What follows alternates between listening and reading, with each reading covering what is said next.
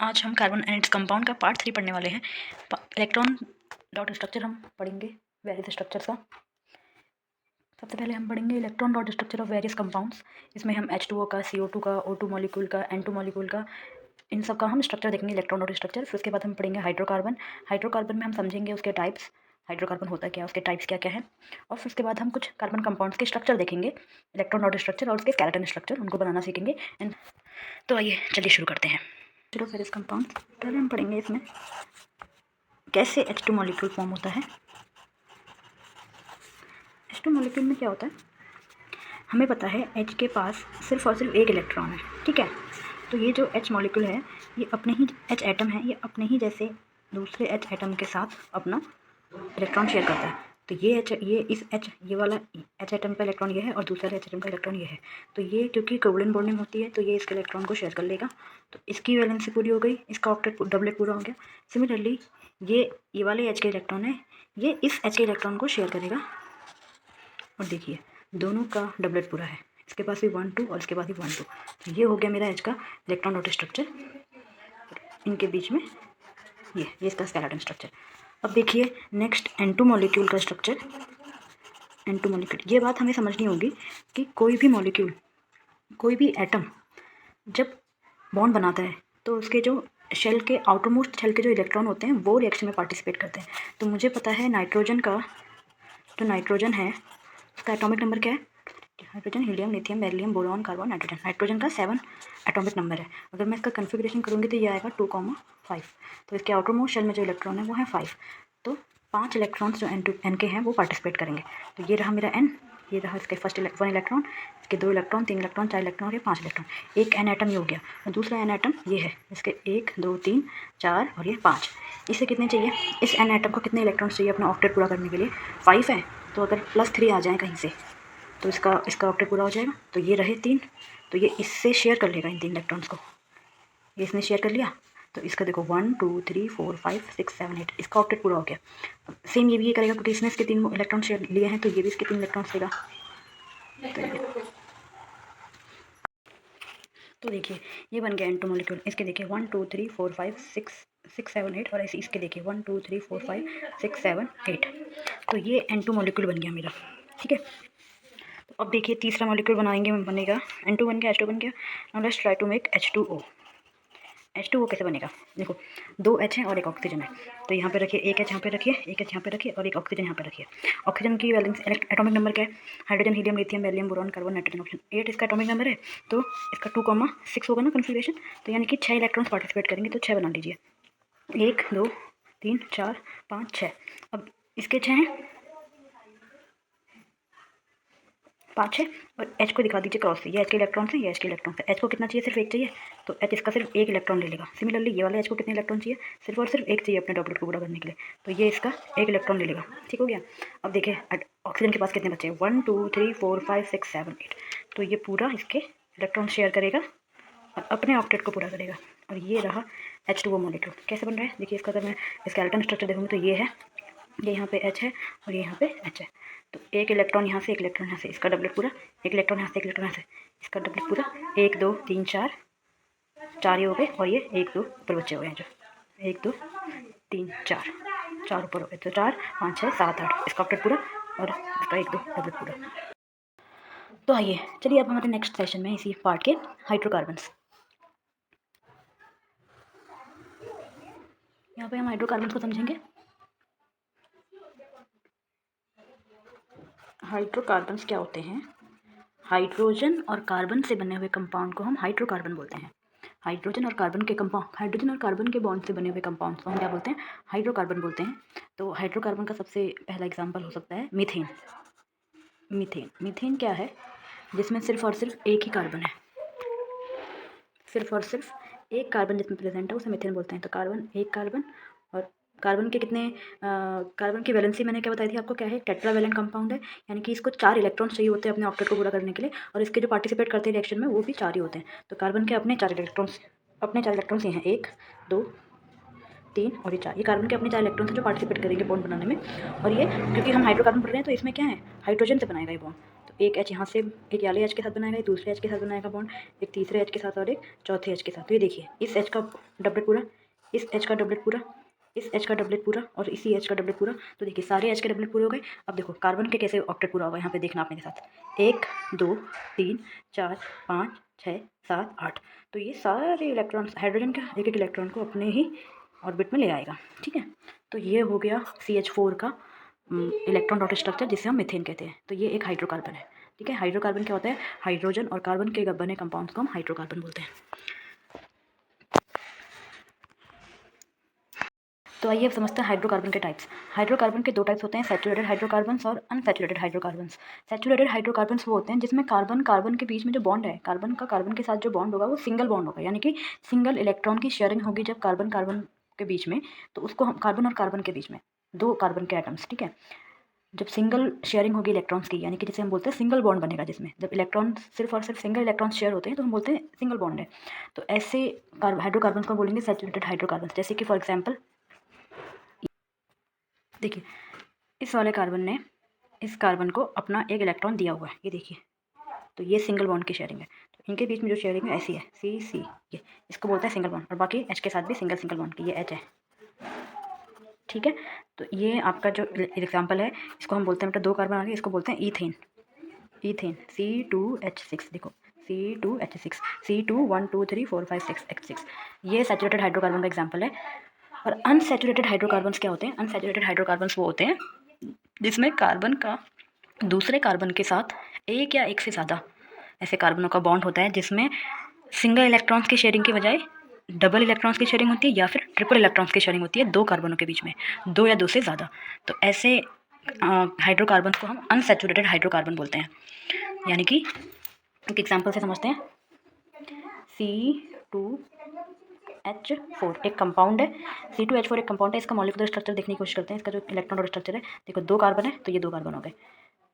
चलिए ऐसा मान लेते हैं कि एक ही सिंगल इलेक्ट्रॉन की शेयरिंग हो रही है, और कार्बन के हाइड्रोजन कितने, दो ही हैं, तो दोनों को एक एक दे देते हैं, एक इसको एक इसको, एक हाइड्रोजन इसको दे दिया, इसको दे दिया, दो इन दोनों में शेयर कर दी मैंने। तो देखिए क्या कार्बन की वैलेंसी पूरी हुई, 1 2 3, यानी कि 1 इलेक्ट्रॉन 2 इलेक्ट्रॉन 3 इलेक्ट्रॉन, इसको तो 3 इलेक्ट्रॉन मिल रहे हैं, तो अभी इसकी वैलेंसी पूरी नहीं है, इसका ऑक्टेट पूरा नहीं है। सिमिलरली इसका भी नहीं है 1 2 3। तो क्या करें, ऐसा क्या हो जिससे इसके ऑक्टेट पूरा हो जाए, तो ये क्या करें, क्योंकि कार्बन का एक इलेक्ट्रॉन ये है, एक इलेक्ट्रॉन ये है, एक इलेक्ट्रॉन ये शेयरिंग पे यहाँ पे लगा हुआ है। सिमिलरली इस कार्बन का यहाँ लगा है, इस कार्बन का यहाँ लगा है, तो एक और एक्स्ट्रा यहाँ पे बचा हुआ है ना इन दोनों का, इनका तो कुछ यूज़ ही नहीं है। तो क्या होगा, तो ये तो फेल हो गया, तो क्या करना पड़ेगा, ये कार्बन अपने दो इलेक्ट्रॉन शेयर करेगा दूसरे कार्बन के साथ, और बाकी 1 2 3 4 1 2 3 4 1 2 3 4 इस कार्बन के इलेक्ट्रॉन्स, 1 2 3 4 इस कार्बन के इलेक्ट्रॉन, ये H से बनाएगा बॉन्ड, ये भी यहाँ पे यहाँ पे। तो देखिए ये पूरा ये पूरा ये पूरा ये पूरा। अब देखिए 1 2 3 4 5 6 7 8, अगर ये इसके दो इलेक्ट्रॉन शेयर कर ले अपने बॉन्ड में ले ले तो इसका ऑक्टेट पूरा। सिमिलरली 1 2 3 4 5 6 ये इसके ले ले, इसके इलेक्ट्रॉन शेयर कर ले, इसका भी पूरा। तो देखिए डबल बॉन्ड की शेयरिंग हो गई, इसी को बोलते हैं दो इलेक्ट्रॉन्स की शेयरिंग से, इसी को बोलते हैं डबल बॉन्ड कंपाउंड। ये डबल बॉन्ड का है, ये क्या है, इसमें डबल बॉन्ड है। यहाँ पे क्या था, सिंगल बॉन्ड। देखिए ये सिंगल बॉन्ड था। सिंगल बॉन्ड कब बनता है, जब कार्बन और कार्बन के बीच में सिंगल इलेक्ट्रॉन्स की शेयरिंग। तो हमने समझा था सैचुरेटेड हाइड्रोकार्बन क्या है और अनसैचुरेटेड हाइड्रोकार्बन क्या है। तो अब जरा समझते हैं सैचुरेटेड और अनसैचुरेटेड हाइड्रोकार्बन के ही अपने कुछ टाइप्स होते हैं। तो जो सैचुरेटेड हाइड्रोकार्बन का पहला टाइप होता है एल्कीन, और अनसैचुरेटेड हाइड्रोकार्बन फर्दर दो टाइप्स में डिवाइड होता है, उसे बोलते हैं एल्कीन और एल्काइन। तो अब समझते हैं एल्कीन एल्कीन एल्काइन क्या है। एल्कीन जो होता है,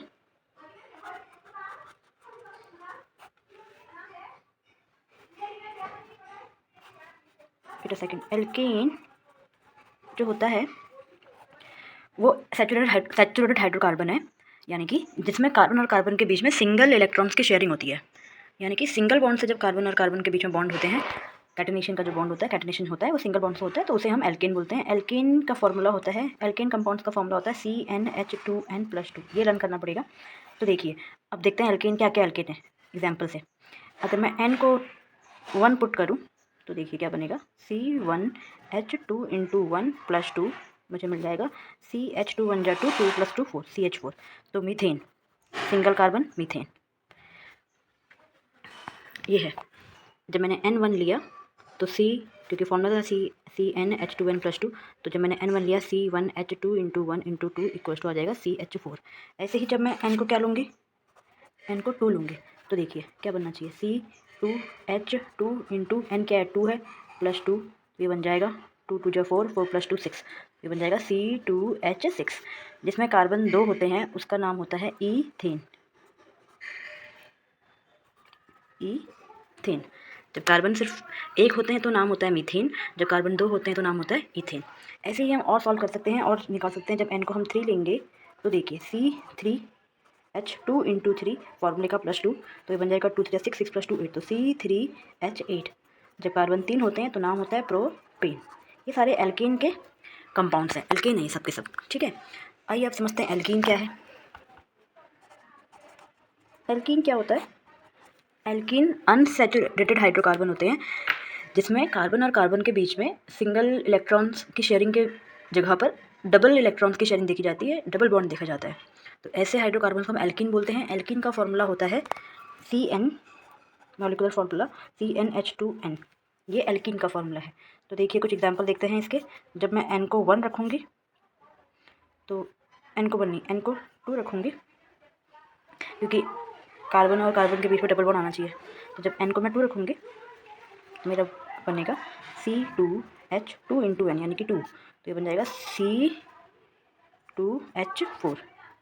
2 कार्बन है तो एथ एज अ प्रीफिक्स यूज़ होता है, एथ।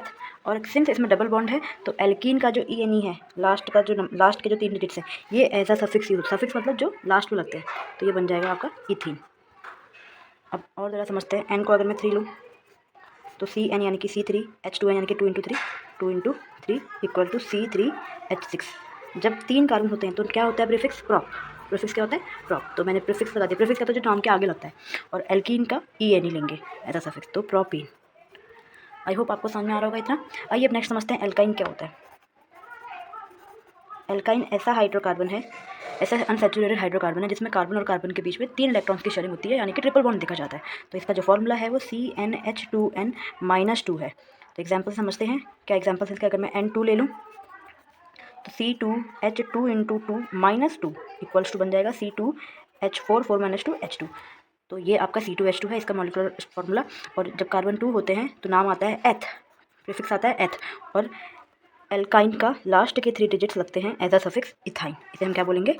इथाइन। ये मैंने इसकी नॉमेनक्लेचर कर दिया, ये मैंने इसकी नेमिंग कर दी। तो जब हम कंपाउंड्स को नेम देते हैं उसे हम नॉमेनक्लेचर कहते हैं। नॉमेनक्लेचर भी आपके क्लास 10th का ही पार्ट है। धीरे धीरे आपको आई होप समझ में आ रहा होगा। अभी मैं एक टेबल बना के दे दूँगी जिसमें आपको समझ में आ जाएगा कि प्रीफिक्स कैसे यूज़ रहे हैं। नंबर ऑफ कार्बन्स के हिसाब से मैं कैसे मैथ एथ प्रॉप लगा दे रही हूँ अपने, ठीक है। तो एल्कीन थोड़े से और एग्जाम्पल समझते हैं। अगर मैं n को 3 ले लूँ तो क्या बनेगा? C3, n की जगह पे 3, क्योंकि CN है तो C3। फिर H2n है, H2 इंटू 3, फिर -2 भी है, तो इसको सॉल्व करेंगे तो C3 2 3 6 6 - 2 होता है 4, 3H4। और जब कार्बन 3 होते हैं तो प्रीफिक्स लगता है प्रॉप, प्रॉप, प्रॉप। और एल्काइन का लास्ट के 3 digits as a suffix use होते हैं, प्रोपाइन, प्रोपाइन। आई होप आपको नॉमेनक्लेचर समझ में आ गया होगा इसका। तो ये टाइप्स ऑफ हाइड्रोकार्बन्स थे। हाइड्रोकार्बन्स को दो पार्ट में डिवाइड किया गया है, सैचुरेटेड और अनसैचुरेटेड। सैचुरेटेड हाइड्रोकार्बन वो सभी हाइड्रोकार्बन जिसमें कार्बन और कार्बन के बीच में सिंगल इलेक्ट्रॉन्स की शेयरिंग होगी, यानी कि सिंगल बॉन्ड देखा जाएगा।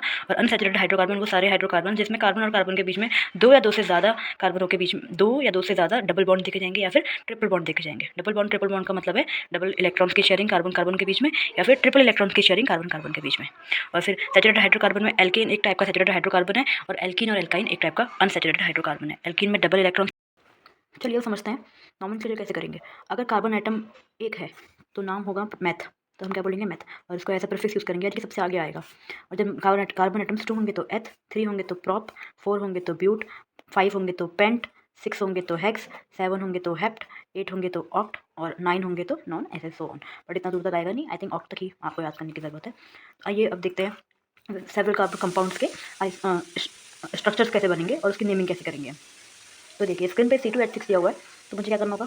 कार्बन और कार्बन के बीच में एक बॉन्ड लगाया मैंने, 2 कार्बन ले लिए। अब H कितने हैं? 6 है, तो दोनों को 1 2 3 कार्बन के 4 बॉन्ड कंप्लीट। तो यहाँ पे आ जाएगा H H और ये H। ऐसे ही इस कार्बन के भी 3 बॉन्ड बचे हुए कंप्लीट। ये हो गया आपका C2H6 का। तो देखिए इस कार्बन के काउंट करिए 1 2 3 4, वैलेंसी कंप्लीट, 1 2 3 4 वैलेंसी कंप्लीट। इसका देखिए 3 कार्बन, एक कार्बन के साथ बॉन्ड हुआ, और ये 3 कार्बन, ठीक है। इस कार्बन बीच वाले कार्बन के देखिए 2 वैलेंसी कंप्लीट होंगी, इसको सिर्फ 2 की ज़रूरत है, तो 2 की ज़रूरत है, 2 H इसको दे दो, H H 2 H यूज़ हो गए। अभी भी कितने बचे हैं? 6, तो 3 3 इसको डिवाइड कर दो, 1 2 3। ये हो गया C3H8 का स्ट्रक्चर। जब 2 कार्बन होते हैं तो नेमिंग होती है 2 से एथ, और दोनों में बॉन्ड है, सिंगल बॉन्ड है। मैंने बताया था एल्केन को, जो एल्केन होते हैं वो सिंगल बॉन्ड होता है, उसमें सिंगल बॉन्ड होता है। तो एल्केन के जो पीछे से ANE है, इससे हम एज अ सफिक्स यूज़ करेंगे, एज अ सफिक्स ANE को। तो एथ के बाद लगा दो ANE, ये बन गया इथेन। और इसमें है 3 कार्बन, 1 2 3। जब 3 कार्बन होते हैं तो प्रीफिक्स होता है 3 का प्रॉप, यहाँ पे आएगा प्रॉप, और एल्केन का लास्ट के 3 words as a suffix use होंगे, तो ये बन जाएगा प्रोपेन।